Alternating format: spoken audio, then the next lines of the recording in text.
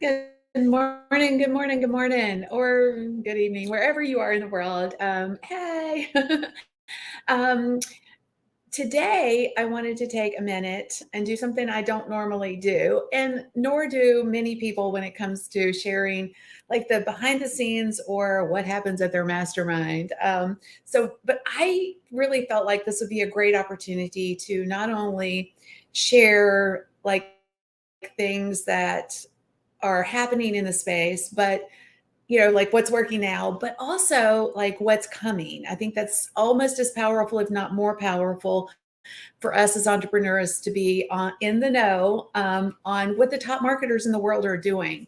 So let me share real quick. As you guys are coming in, just give me a shout out. Where in the world are you? I have spent the last week, Sunday to Sunday, in Cancun, Mexico, at this resort called Nazook at a mastermind event. Well, we only masterminded for 3 days. Well, technically, we masterminded probably for six because some of us stayed a few extra days and we hung out at the pool and brainstormed and, amazing things happen in those moments, which we'll talk about in just a second. But as you guys are coming in, just let me know where you are in the world. Good morning, Rita. It's so glad to see you. I need to come see you sometime, like head down to Arizona. We would get into so much trouble, right? Nancy, I just wanted to take a moment and just give you my condolences on your loss of your fur baby. I know how difficult that is. And I think I saw it on Facebook and I meant to reach out to you and I just haven't done it yet. So I just want to say, I'm so sorry. It's, ugh, it's just never, that is so hard. That is so hard. Um, Paul, good morning. Always good to see you. Katie, good morning. Good morning. Awesome. So glad you guys are here. Um, just going back to Nancy real quick, Nancy, it is one of the toughest things, I think, especially, and I'll say this, and maybe for those of you who are empty nesters, it's like when our boys left home and, became big boys, got their own jobs and, stuff, all of our energy and love just went right back into our fur babies, right? It's not that we loved them any less, but all of a sudden we had all this extra, energy and love, and and then you get super attached, and it's just so hard. So my heart goes out to you. I just want to, anyway. Um, Yes, my Bolts lost one. Yes, they did. Dadgummit. I hate that. Nope, no three-peat for the Bolts this year. But hey, I figured two Stanley Cups back to backs, not anything to really complain about, right? Can't win them all. And the Avalanche are a great team. And they hadn't won in forever. So boy, we are going all kinds of conversations this morning. We're talking sports, we're talking pets, we're talking masterminds. That's all good. Good morning, Paul. Good to see you here. I'm sorry, Mike. I saw Paul before I saw Mike. um, anyway, been at this mastermind, this place is just amazing. It's a high-end resort. The USA pageant contestants, I guess, Miss USA, were there while we were there. So y'all don't want to know, like, feed these girls. They were just super thin. I'm like, they need some food. But anyway, all right. So getting back to the mastermind, I really wanted to just peel back the curtain a little bit and share the value one of a mastermind. So I'm going to talk about that just real quick. For those of you who don't know what a mastermind is, I'm going to talk about that a little bit, and then what types of masterminds, and then I'm literally just going to tell you all the goodies. Okay. So a couple of things before we get started. We do giveaways on all the shows. Today, we're going to be giving away two of my courses. So two winners are going to win the How to Sell Your High Ticket Offer with a Simple Phone Call. This is a course that's valued at probably $297, if not more. So I'm excited actually to be giving that away today. How do you win? We have what we call aha moments. So if you hear something that You didn't know. You're like, oh, I didn't know that. Drop that in with hashtag aha. If you heard something or hear something that you knew, but you needed to hear it again, because that happens to us all, right? Drop that in down under too. Those are what we call aha moments. If you know somebody that would just get some value as we're just chatting about this and you're like, wow, this is super valuable, tag them, sprinkle it out into the world, so that more people can get access to this.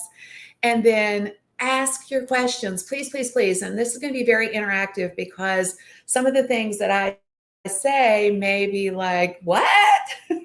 And you may be like, what? Can you explain that? Feel free to ask questions as we go. I'll be happy to answer any questions. Either if I don't get them in the moment, I'll certainly circle back and answer them later. If you would like show notes, just drop in down under notes, and we'll make sure that you get those. They'll come to you through Messenger. So, if you're on Facebook, it's perfect. If you're on LinkedIn or YouTube or any of the other places, if you can go, I think Rhonda will probably drop the link in, just to go back to the Facebook profile or the Facebook show link, whatever I'm trying to say, because that's the only way we can deliver the goodies, because the other platforms don't have it set up to where you can automate that. Ugh. Anyway. Okay. So that's all the housekeeping stuff. Now, I just want to say good morning to Donna. Let's see who else. Jody's saying, I'm not clear. Oh, man. I hate that.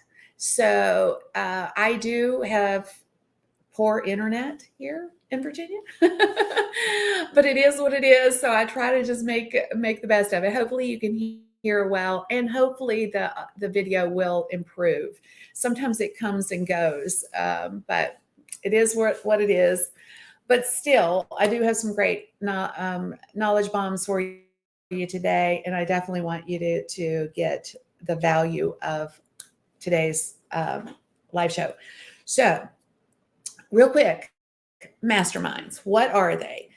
Basically, a mastermind is normally, they don't always have to be, but all the masterminds that I've invested my time, energy, and knowledge in, and money have been paid organized masterminds. And I traditionally am always in a mastermind. There was 1 or 2 years, like COVID, I didn't do a mastermind simply because we weren't traveling. I feel like the value of a mastermind really is in the gathering of people. It's just super rich. The collaborations and the relationships are so much more valuable when you can meet in person. So, and I've all the years that I've been an entrepreneur, I'm almost always in some sort of paid mastermind. And what that means is a group of entrepreneurs, it usually has one leader, whoever, has a process that you're like, yeah, I need to know what that is. Or they have great knowledge, and they meet you where they are, essentially, or where you are in your business. That's also been very beneficial for me. And I've just been in 2 recently. I just exited another mastermind that was just a 90-day mastermind. It had a very specific outcome. And so technically I was in 2 masterminds at one time. But the one that I'm in now is a high-level business mastermind with entrepreneurs that are 7, 8-figure business owners. And it's just a fascinating dynamic to be able to go and listen to what's working for them, what's not working for them any longer, and then what they're intending to try, or what they see on the horizon, those types of things. So that's what I want to share with you guys today, is really just give you that backdrop of what I learned, or the big takeaways from this event. I will say that there is other types of masterminds too, where, you meet on a Zoom call or you don't pay for them. I actually have done those too, where I had a collection of, people that were friends within the space, and we committed to doing a mastermind together for, a period of time. What we all found was, because we had no skin in the game, meaning we had no money on the line, we weren't sometimes as committed to it.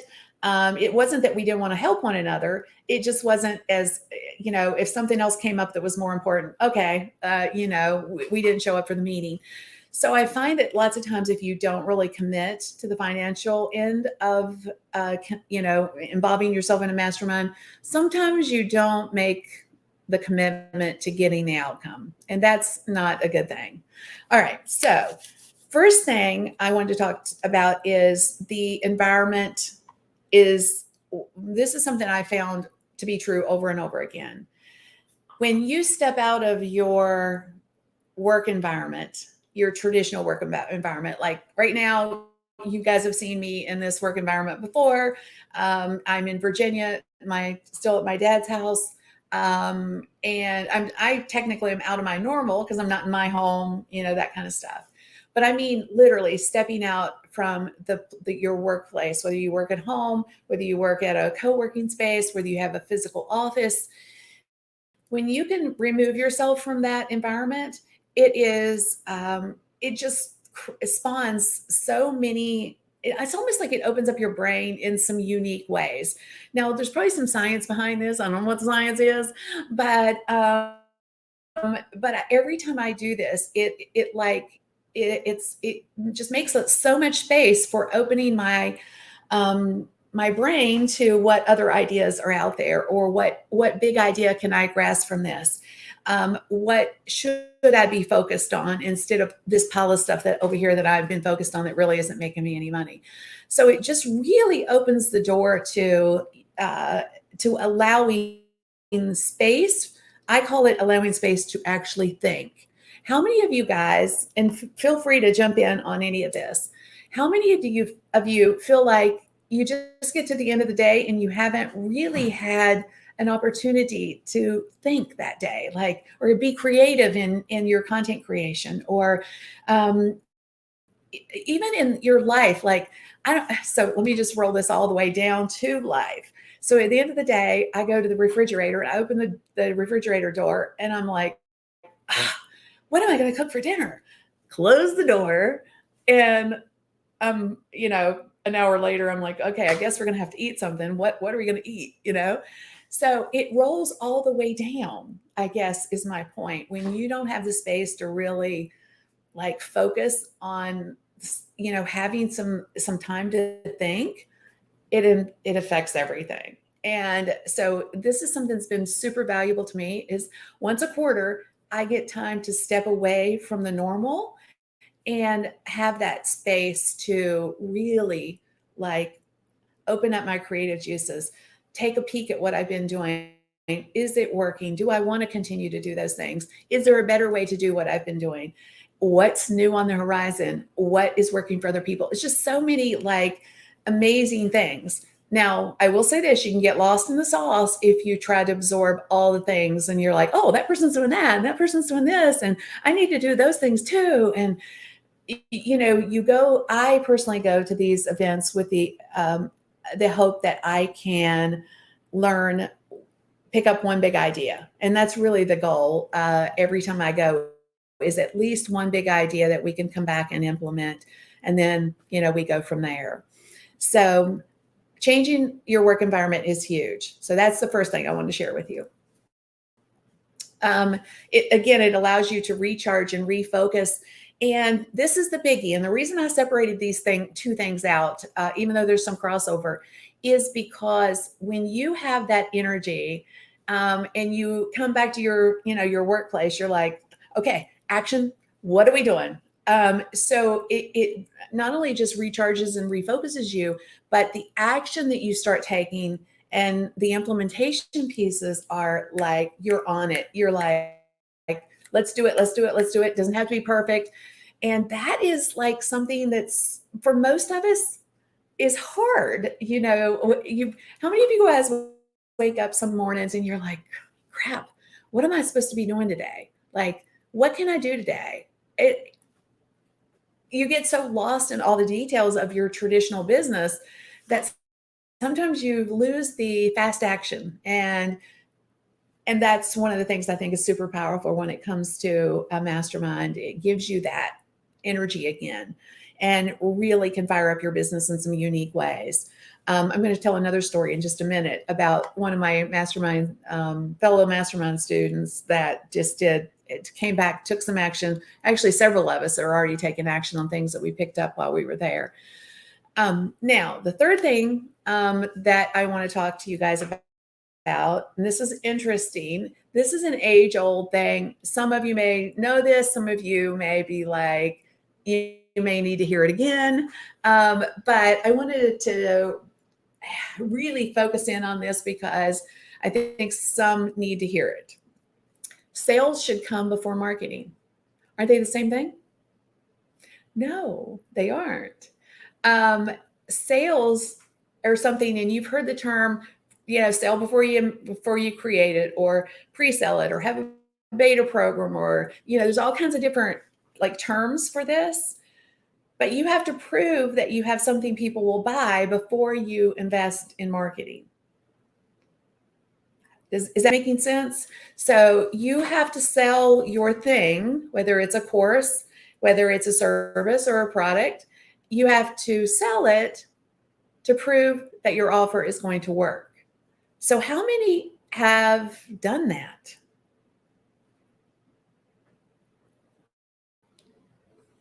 This is hard, right? It's hard to really like, oh my gosh, well, I knew it, but because this is what I've done it. We're like, I know what my community needs. I'm going to create that thing. It's going to solve this problem for them. And away you go, right? You're like out there doing the thing, and you create it, and then you put it out in the space, and you're like,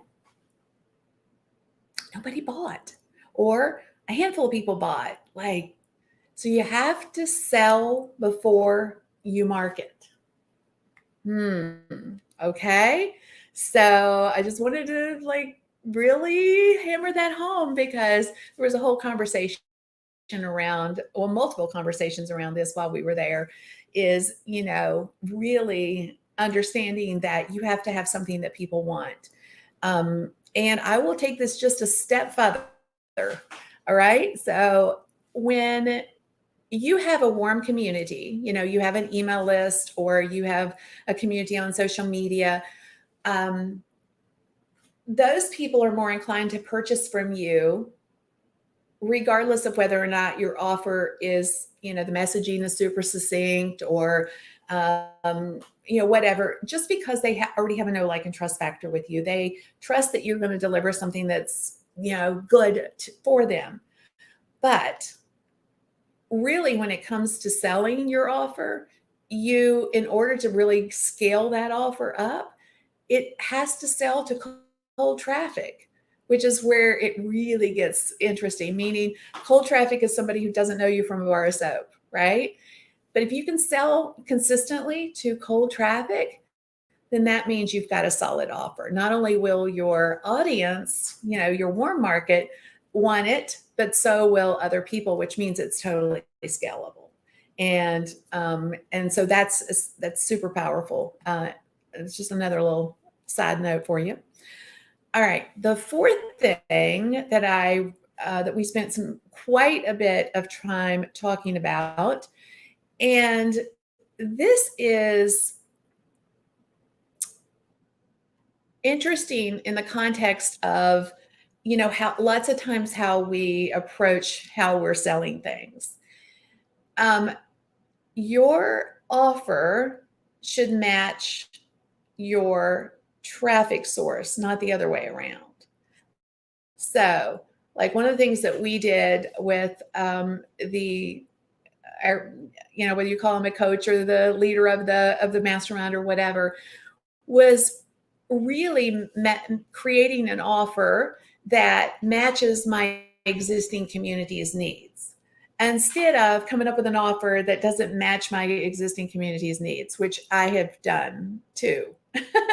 So, it's your offer should match your traffic source. So what that means is, because you really have, I've said this probably many times even on these lives, you need two things to sell online. You need an offer, something that people want, whether it's, a phone, a pair of glasses, whatever it is. And then you have to have traffic, people that want that thing. Sounds super simple, right? But lots of times we start with the thing instead of evaluating what traffic source we're going to sell it to. It'd be like, if I was trying to sell cat food to dog lovers might not even have a cat, right? Not a good fit. So you have to evaluate who your audience is, and then create the offer that's going to match the needs, the problems, the pain points that those people have. Hopefully that is making sense. I see Paul says, sell before you market. Yes. And then Allison is saying, my sales are lacking. Been looking at the marketing and realize I'm not focusing on the sales. Yes. Awesome. I'm so glad you guys are picking this up and understanding the importance of the order of stuff. So the fifth thing is about, and we spent a lot of time talking about irresistible offers while we were in Cancun. Irresistible offers should have focus. So when it comes to irresistible offers, I think lots of times people try to deliver the kitchen sink. They're like, my person will want this, that, the other thing, instead of really making your product, your service, or even if it's course or this rolls all the way down to like even freebies that you're giving away. You have to have some focus. It has to solve one problem and provide one solution. One problem with one equal and matching that with one solution. So whatever your mechanism is for solving that problem, it needs to be very simple for people. Otherwise, they might buy the transformation, but they're not going to get it because your mechanism is too complicated for them. So this is super powerful, and in the context of putting something out there that people are actually going to want and are going to get results with. So it should be results oriented. It should be something that's tangible that they can grasp onto and say, okay, I get that. I need that. In some cases, it can even be polarizing. So like a quick example, I'm going to help you create high ticket sales without phone calls, because a lot of people think you have to sell high ticket things with a phone call. I still say it's probably easier, but there is other ways. You can have conversations. And that's a whole other strategy we're going to talk about in a moment. So, but it should be unique and time bound. So whatever and we talked about this a lot. So let me talk about this real quick. Everybody's like, well, there's nothing new under the sun. Like how can my thing be unique when there's, 100 other people or 1,000 other people doing exactly the same thing? So your thing, and that's true. So you create a mechanism that has a unique name or a unique process and give them the roadmap to achieving the outcome. It could be the mechanism that you use could be the same mechanism for the transformation that 20 other people are using. Doesn't matter. It's all about how you present it, package it, message it. Okay, that's super powerful. I want you guys to hear that. For people that are like feeling imposter syndrome or thinking, well, Tom over there or Susie over there or Lily they're just killing it doing the same thing I say I can do. How am I going to step into that space and do the same thing? You just give it some framework. You put, 6 pillars 2 or 6 principles 4 or, whatever your mechanism is. You come up with a unique system for it, a unique strategy, you name it. And then whatever your system is, your roadmap, as long as people follow that, they're going to get the outcome. Right? So hopefully that's helpful. And you're like, oh yeah, that makes so much sense. I'm going to do that. All right. All right. 6, there are only 2 things that matter in business. Okay. So this is a fascinating shift in what I said earlier when I said, you only need 2 things to sell online, right? You need an offer and then you need traffic. But the interesting part when it comes to the sale, and this is why I say these are, and others said the same, there are only 2 things that matter in business: acquiring the customer, in other words, making the sale, and keeping the customer. Hmm. Because the reality is, we're always chasing the next client, the next customer, the next sale. What if we just took care of the existing people who purchase from us? Would they be repeat buyers? Probably would. Would they tell other people about us? Absolutely. Would we have to do less marketing? Absolutely. Why? Because they would market some for us. Word of mouth marketing is one of the most powerful ways of marketing.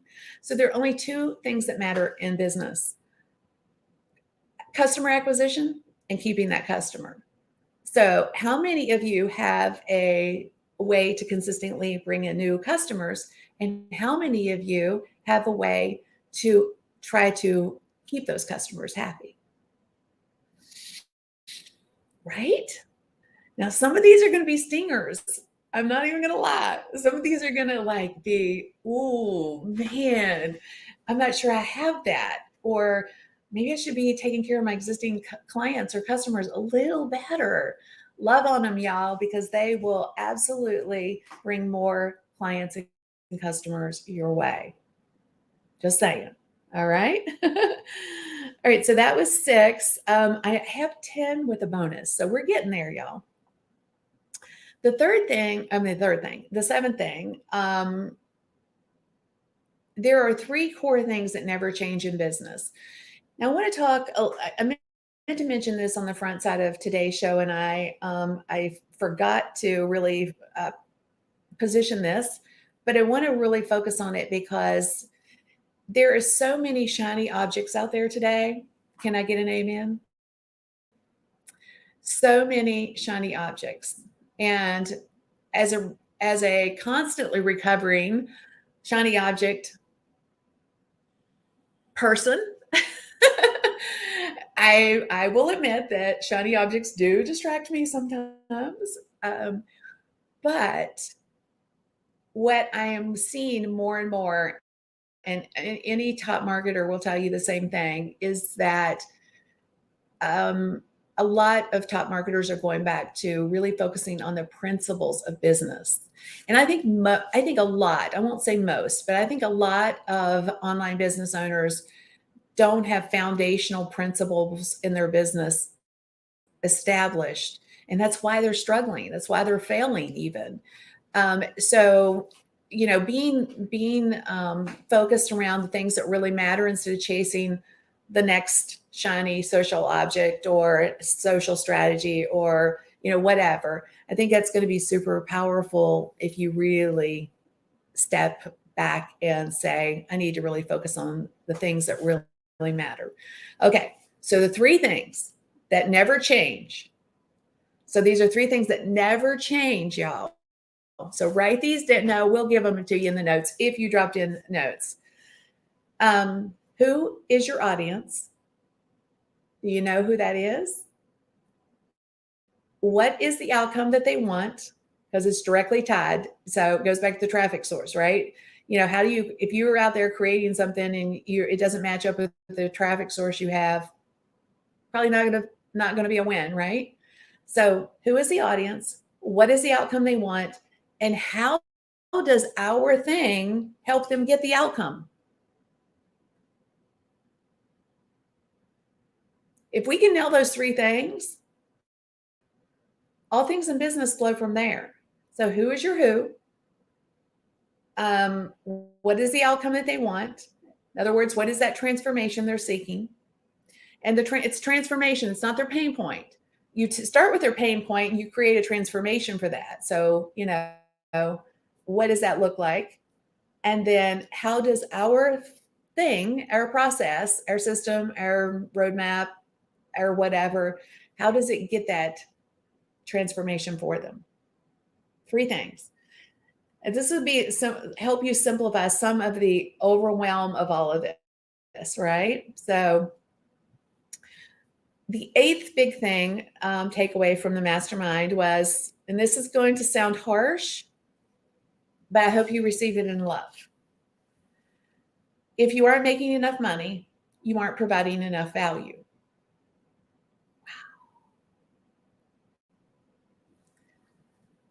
So what does that mean? So I'm just gonna, when I was taking my notes and putting this show together, what I wanted to share with you guys and all that, I was like, okay, that's a little stinger. What's a specific example of this? So often I get asked this all the time. How do you differentiate between what you give and what you sell? How many of you have ever had that question where you're like, okay, should I be giving this away? Like, or should I hoard this? You know? And I'll give you a different perspective. I once heard my friend Amy Porterfield say, everything that I teach, everything is in my ecosystem somewhere for free. Wow. So why do people buy her courses?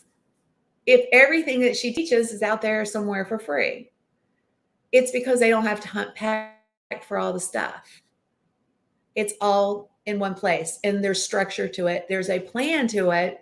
She has a process to get them the transformation that she's offered them. So if you're not getting enough sales, and this is one of the biggest problems that I see across the board for so many of us, is showing up with the right content. Being valuable is subjective to the person we're serving, right? So how do we create the right content instead of just, throwing stuff at the wall, spaghetti? Whoop, hope that sticks. Whoop, let me put this social post out there. Hope this works. We're all over the place because we're not really approaching this through the lens of the right content, and the right content meaning value-based to our person. That's an ouchie, right? Oh, all right. The next one up is, this was an interesting one. And I keep hearing this everywhere, but I'm going to touch on it real quick. Facebook is no longer really the top ads platform for many top marketers. For years, going all the way back, way back, like, before Facebook, Google ads were the thing, right? And then everybody kept getting slapped with this update, that update. They'd lose everything. And they were like, crud, this sucks. And then Facebook ads came along and everybody's like, oh, Facebook ads. Whoop. All those top marketers moved into Facebook and they rode that wave to its height. They even rode it some of the way down, but it is absolutely declining in effectiveness for them. So they've taken a lot of their ad spend and moved it to some place that they're getting better results. It's just like Google didn't really wasn't being very effective for them, so they moved into Facebook. Facebook has become less effective for them, so they're starting to go somewhere else. So where's the somewhere else? And it's kind of a fascinating thing in the context of how things circle. So a lot of people the top marketers are moving to YouTube. And the reason they're moving to YouTube ads is, one, Google, remember we started with Google. Google owns YouTube. I challenge you to go search for anything. And I bet you more than likely in the top page, you'll see some YouTube video as a search result. It's because Google owns YouTube. And the opportunity for being found or being searched for and being found ultimately is super rich on YouTube. But this is the real crux of it. and I wanted to really highlight this because Facebook is starting to pull some of the targeting functionality out of their ads platform. Um, and there's rumors that they're going to continue to pull some of the targeting out of their platform. So, what does that mean to us? That means that we will no longer be able to target as effectively as we have in the past, maybe potentially using Facebook. And what does that mean? It means that we have to be, we're basically potentially going back to more of a radio ad kind of thing. Not that it's a radio ad and, that it's going to be an audio thing. I don't mean it like that. I mean it from a marketing perspective. Radio ads have traditionally been like, it's a wide net, like, here's my net, and you catch a few flies with it, right? That means your messaging has to be on target. Keywords you use has to be super tight because you're trying to grab the attention of exactly the right person, right? You could argue that that's true with Facebook too, but the difference is with Facebook, you can actually select the types of people that you want to put your offer in front of. So it makes the job so much easier, right? Hopefully you're seeing that distinction. So there's talk of that. A lot of people are moving back to YouTube, owned by Google, getting great results with YouTube ads. There was discussion also about TikTok. As you guys know, we had Dennis Yu on last week. He talked about the opportunity that TikTok ads are bringing to people, getting cheaper leads. One of the things I heard this week from my insider circle is that yes, that is absolutely true. But some said the quality of the leads weren't quite where they would like them to be. And this was the interesting thing. Just a differentiation of opinion and maybe just a little bit more detail. One of the things that this gentleman told me, he's like, he feels like the reason that the lead quality is not quite as good as his YouTube ads is because the TikTok platform is not mature enough yet to really serve up the right people to him. And I thought that was super smart because I believe that he's exactly right. TikTok is a newer platform. It's, compare that to Facebook, for example, which is a mature platform, or certainly YouTube, which is absolutely a mature platform. And the data points that they have is way richer than potentially TikTok ads are. So I just thought that was an interesting distinction. I wanted to share that with you. All right. Now, I have a shocker. My next thing is literally a shocker. Direct mail is back, baby. Mm-hmm. How many of you guys used to go to your mailbox and you'd have a stack, and most of it was total junk. And now you go to the mailbox and you see a few things, but it's not anywhere like the stack, right? It's just, it's just a little bitty pile. And most of it is bills or it's legit mail. So not a lot of junk anymore. It's never really left, to Mike's point. There's still people that have been using direct mail for forever, but a lot of top marketers who had totally done away with direct mail, haven't done direct mail in years, have circled back to direct mail. So let me give you a quick example of how one of my fellow Mastermind friends did this. The strategy was presented to her. She put together a page, and I'm gonna show you this in action in just a second. She sent out 70 newsletters to the people who raised their hands and said they would love to get something in the mail. That's the fascinating thing. People are like, yeah, I want a newsletter. I would love to get something in the mail.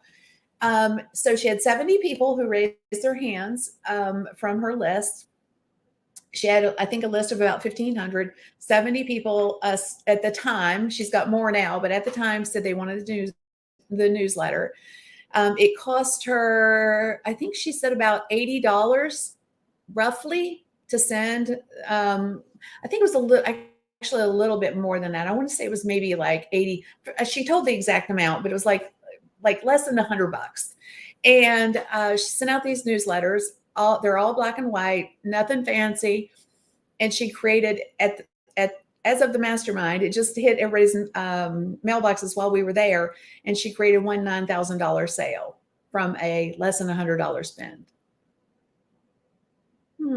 And that was, of course, just up to that point. So I just think this is a fascinating opportunity to really consider, which is one of the reasons that I'm going to invite you guys to go to kimgarst.com/newsletter. We don't have a name for it yet. Talk about doing this down, dirty, and messy. We are so doing that. But we are creating a newsletter that will show up in your inbox. It'll have exclusive content that is, marketing strategies, tips, what's working now, that kind of thing. So if you would like to see what this is going to look like,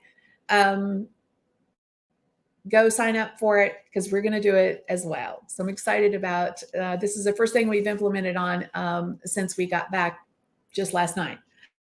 But man, we got with it. Down, dirty, get her done, and I feel good that we're at least taking some action. All right, the bonus. I have one last thing for you. It's a bonus strategy, but it's a really powerful strategy that not only are others using, you can use it. I've been using it. It works. When it comes to social media, so often we've become just lazy marketers. I mean, that was another theme too. Everybody was talking about, some of the things that we have traditionally been doing in marketing have made us lazy. We've stopped talking to people as much. We've stopped initiating conversations. We've stopped, in some cases, because we want to automate everything. Everything's just an automated process. I'm not saying it's still not working. I'm just saying we're moving to where relationships first, conversations absolutely need to happen. And you can close people by just simply talking to them in DMs or private messages. This is super powerful. So let me give you an example. I have another mastermind friend. He came home, he posted on Facebook his offer that he was putting out, and he closed someone a $5,000 sale without getting on the phone with them. He just had a conversation with the person inside of private messages on Facebook. Anybody want that? Right?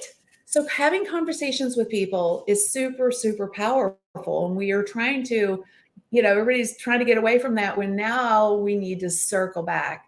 Again, this is all about principles of marketing. It's in the past we had to work for our money. We're really getting back to that place where we're going to have to, it's not going to be as easy anymore. We're going to have to do the work.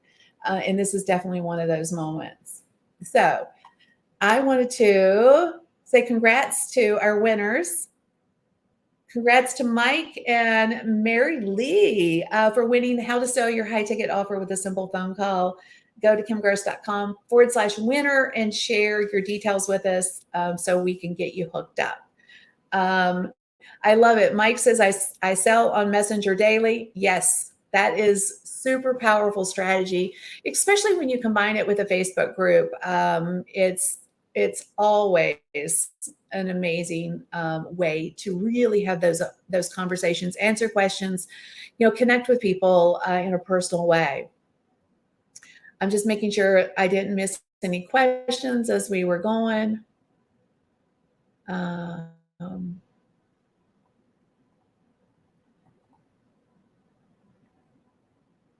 right.